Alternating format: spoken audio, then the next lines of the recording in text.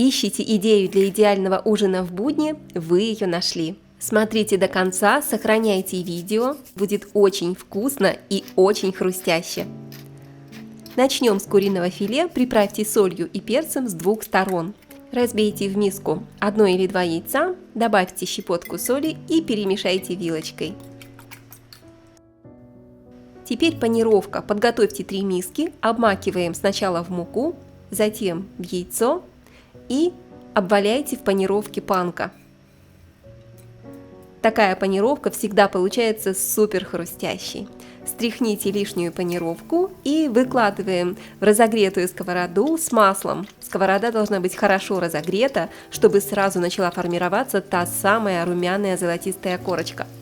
Тем временем отваренный картофель выкладываем на противень, придавливаем картофель дном стакана, немного посолим по вкусу и растопленное сливочное масло смешиваем с чесноком, цедрой лимона, немного соли, можно перца по вкусу. Добавляем немного укропа, шнит лука или петрушки, перемешиваем. Смажьте картофель ароматным лимонно-чесночным маслом. Сверху натрите немного пармезана или посыпьте вашим любимым сыром. Отправляем в духовку на 20-25 минут. Посмотрите, какая шикарная золотистая корочка у хрустящей курицы в панировке панко.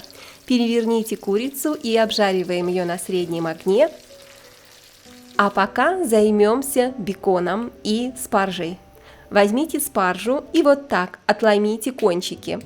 Вот так, посмотрите, кончики у спаржи очень легко отламываются.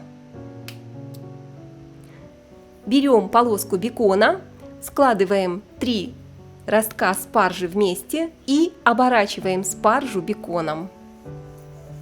Получится невероятно вкусно свежая молодая зеленая спаржа с ароматным дымным беконом. Картошка уже практически готова. Сдвиньте ее немного в сторону и выкладываем на противень спаржу в беконе. Возвращаем в духовку еще на 10 минут. Бекон должен стать хрустящим. И вот здесь начинается магия.